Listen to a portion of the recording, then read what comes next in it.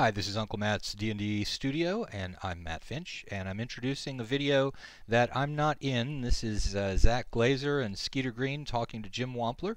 I'd like to remind you, if you like videos like this, please go ahead and subscribe to the channel. You get the notifications of the new stuff that comes out. We're going to have a lot more like this.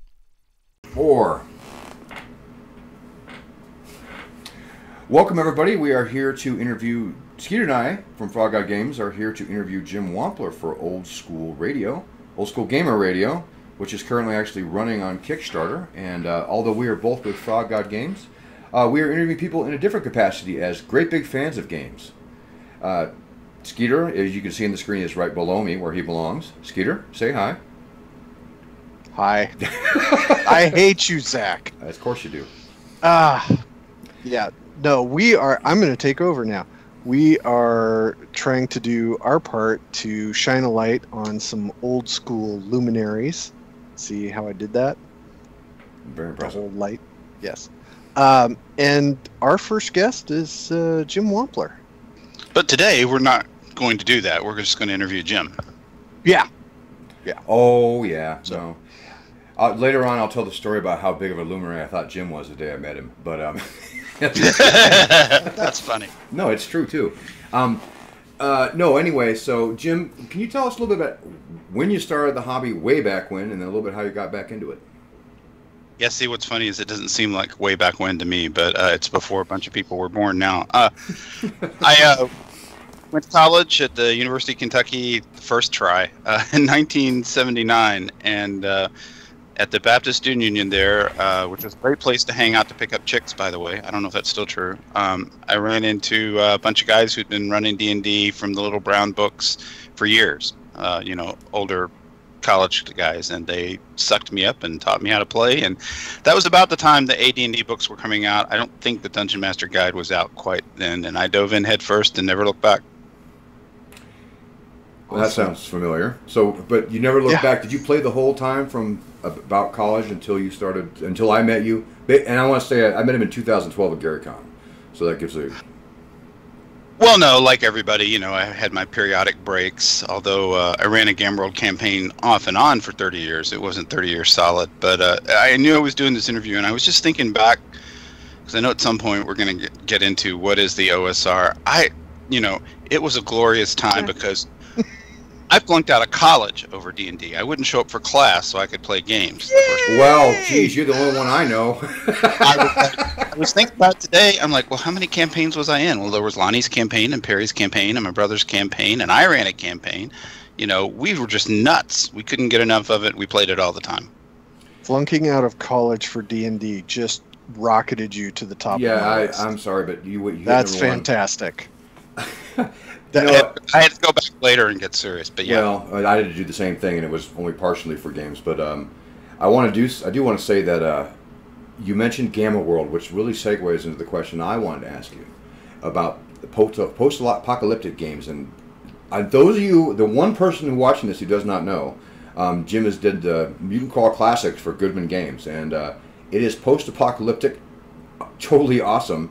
And I kind of want to know, what got you started with that as a genre? Was it fiction? Was it whatever? And what decisions did you make that across the whole experience of playing games since the 70s made its way as to mark Jim on MCC?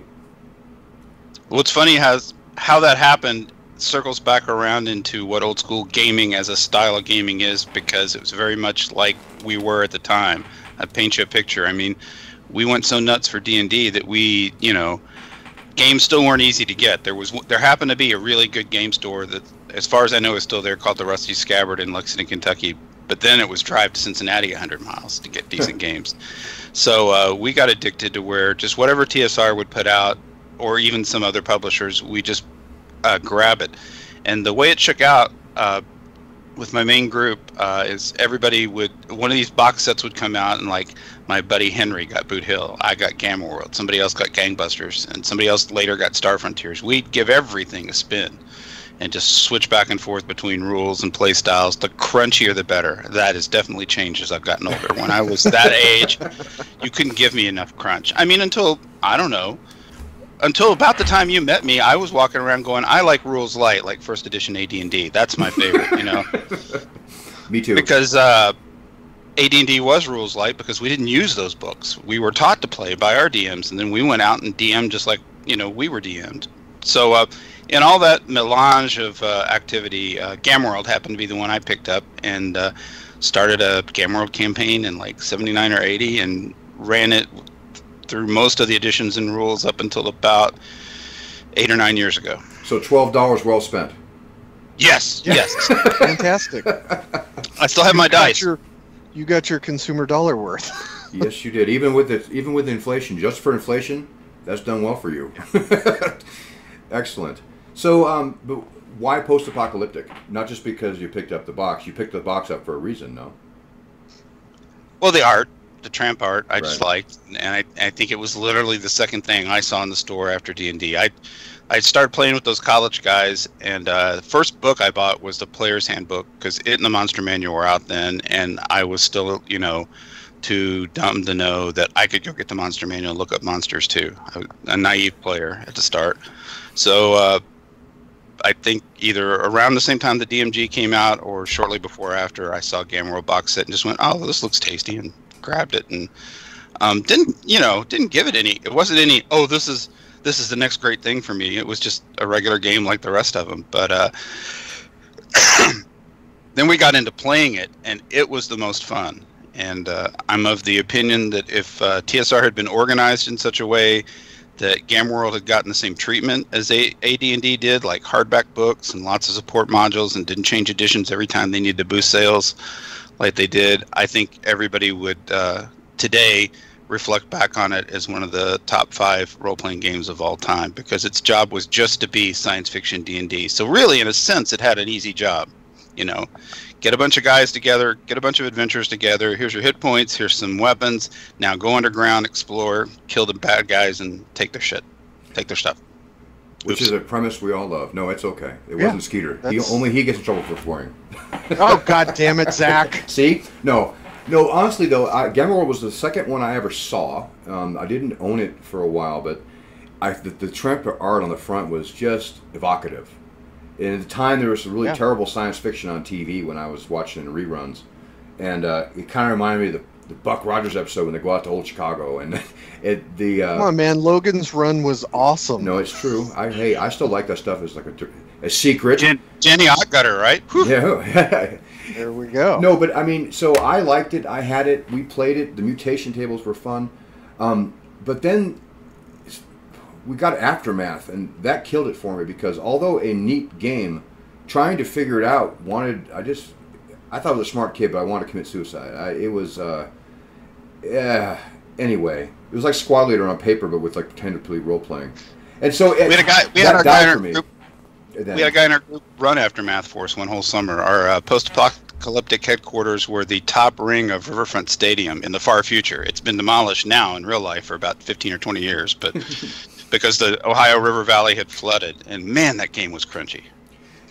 So you fast forward to when I met you in 2012, as you had casually mentioned to me, as I thought you were already famous with Marvin the Mage, you casually mentioned to me that you really thought that you were going to make a post-apocalyptic game, and it was going to be pretty big stuff. You were excited about it, and I don't even know if you had been with Goodman or anything yet.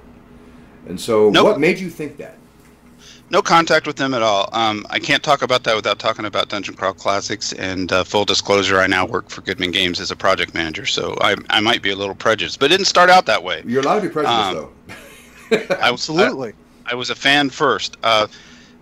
Well, it was about 2010 or 2011 or so when I made a conscious effort to come back into gaming, past just me and my brother clowning around the dining room table every once in a while. And I was looking around for what to play and what to run, and we periodically played. So like every edition of D&D, we gave it a try. And I think, if I'm it was 4E came out before that. We even gave 4E a try and spent an entire night trying to kill 5 kobolds, and that was it for me in 4E. But my nephews ran it all through high school and had a great time with it. So I went into the game stores around town just looking for what I was going to run. I hadn't gotten deep into the OSR movement, so it didn't occur to me to just go get the AD&D books out. I was looking for something new, and I looked at everything. I looked at Castles and Crusades. Ignorant of Pathfinder, I looked at Pathfinder, and that was right about the time Dungeon Crawl Classics role-playing game came out. And when I picked up that 40-pound book and went through it, and as soon as I saw the art, boom, I'm in. All right. And then I went and got home and read it. And that one Gary Con we met at, they were playtesting DCC at that con, and I didn't know any of it. I didn't know. I'm just sitting there at my art table trying to sell my crummy little comics. I could have gotten in a year earlier. But when it came out, I jumped in with both feet. And it's the first time since 1979 I found a game system that I liked so much. It's like you'll never fall in love the same way as the first time again, except I did. And I wanted to go out and evangelize the system. So that got me playing and a real fan. And Rick Hull, who lives here in town, was and still does playtest for Joseph for the modules. And Rick started running us through, pre-publication versions of the Sea Queen Escapes and Colossus Arises. So it was funny. I didn't connect the dots. I had met Michael Curtis at that same Gary Con you and I met because I was sitting there next to Diesel with our little art tables, and Mike just came up and said, "Hey, I understand you're going into town, and could you get me a carton of cigarettes?" And I'm like, "Sure, man, no problem." That's pretty good. That's pretty good. He hates it when I do that. I know he does. That's what makes it even funnier. Unfortunately for him, that just makes it funnier. But yeah. So I just met this cool guy at Gary Con. Then, like 6 months later, I'm playtesting one of his adventures, and I suddenly connected the dots. And Rick Hull, everything is Rick Hull's fault because we were playtesting the Sea Queen Escapes, and I got so wound up. I'm sketching the little octopus cephalopod monster creature chucking a spear at somebody, and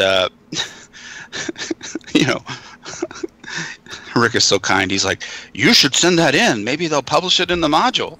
And just blind, I'm like scanning the art, and off it goes to info@goodmangames.com. And Joseph sent me back very polite, very nice letter of, "Well, we've already got the art for this module." Didn't know I was up against Jeff Easley. He was already doing that particular illustration. Well, yeah, that hack. No shame in that, right? But I mean, my style is cartoony and Bigfoot, so I didn't take it personal at all. But that was the beginning of Joseph and I's relationship, and then I just started looking for my chance to get a foot in the door. And there was a year or better where I saw you guys down at North Texas Con, where I'd be out on the sidewalk and I'm pitching Harley Stroh. Okay, well, how about this? It's an island where the mage has his keep, except it's surrounded by an anti-magic force shield, and once you go in, no magic works and all your swords suck. And Harley's like, that was DCC 23, and it was yeah. Simpsons did it. Okay. And when Joseph cut the deal with Jim Ward, which even has an interesting history because I got to be the one that introduced them. He knew I knew Jim Ward because way back 10 years prior, I published 4th edition Metamorphosis Alpha. My brother and I were walking around with tech startup money in our pockets, stupid money at the time, and Jim was looking for an angel investor to get the next edition of MA out, and we jumped in and did that. And so Joseph's like, it was after I sold MCC. What's funny is I sold Joseph MCC, had it, I thought at the time about half written. 60,000 work at that time. But just like, do you think you could connect me with Jim Ward? And I'm like, sure, it'd be my pleasure. And next thing I know, there's a Metamorphosis Alpha Kickstarter that's jumped in front of Mutant Crawl Classics. And rightfully so. And when the Kickstarter for that started, I just sat and waited like a rattlesnake, up against the cliff. I'm like seeing stretch goal, new adventure, stretch goal, new adventure, stretch goal, new adventure. And I'm taking notes going, okay, that's it. That's all the writers they have. If it hits one more stretch goal and one more adventure, that's my shot. And that's basically what happened. They needed one more adventure than they had writers to write, and I pitched one and got my foot in there. That was the Captain's Deck one. You signed it for me, and actually, I really like it. So, good job. So, that was a long answer. Sorry. No, but it's a good answer because it got you all the way to where you found a system you liked, and you found a niche that you thought to do this on a professional level. There's a lot of things that are similar, and so to try and make something stand out is a big deal. For me, it was the box set stuff because I really wanted a box set, and a lot of the OSR had plenty of adventures, and my adventure wasn't super original or super bizarre or dimensional. It was I thought a good adventure that was well written, but it wouldn't have stood out as a PDF. So I went a box set route. You found a niche because you were able to do the post-apocalyptic and your things like that. To get attention is the hardest part, I think. So it is a good story, and it wasn't too long. Well, to me, I mean, not to blow sunshine up anybody's ass, but to me, that's one of the most awesome parts of North Texas Con and Gary Con both. And I'm sure it goes on at Gamehole Con, but I'm a relatively recent attendee at those, where the deals that happen out in the smoking area and the deals that happen in the hallways and stuff like that. Because I can remember the North Texas Con, you and I were sitting outside, and you're like, I think I want to publish a module. And I'm like, yeah, I think I want to write a post-apocalyptic game, And now I toil on behalf of Skeeter Green. So when you guys were so new and had that new developer smell, before our beards went gray. Yeah. Really. Yeah. No. Well, but listening to you guys talk about your entrance to the RPG world makes me feel stupid about mine. I literally got into the game world because I live relatively close to Bill Webb. that's a word. That's how I got. How's that not awesome? No, I think it is. Well, yeah, I was like the third person on the Necromancer Games forum boards and just started talking with people. And that was when 3.0 was coming out. And Casey Christofferson had some rules issues he didn't want to deal with. So he asked me if I could do them. And I started writing trap stat blocks. And I just started cranking them out. And you were trapped. They got a little bit more elaborate, and then they got a lot more elaborate, and then they became the first version of City of Brass. And then I just couldn't get out. And you've tried. And he's tried very hard. Michael Curtis and I have this conversation. Once you're in, you can't get out. They keep bringing you back in. No, wait, hold on, quiet. It's not too late. You can still get out. I have a book signed by him that says that. It actually says it's the Sea Queen Escapes. It's when he wrote it in my book. It's like, welcome to the dark side, now you're stuck or something. Right. That's a conversation. He has signed that in my books repeatedly. Every time I see him at a convention, when I saw him at Gen Con, he was like, "You're here. You still didn't get out." So, yeah. Yeah, not happening. He's the best. Yeah. No, he's good people. When I met him, I knew him because of the Stone Hell Dungeon. He was wearing the shirt that said Stone Hell Dungeon, and I said, "Hey, you're the guy who wrote it. Awesome!"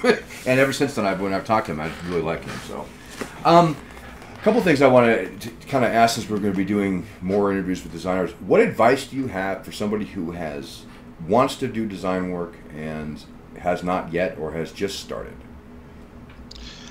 I mean, I have all kinds of advice. How long have you got? We got plenty of time, but pick your favorites.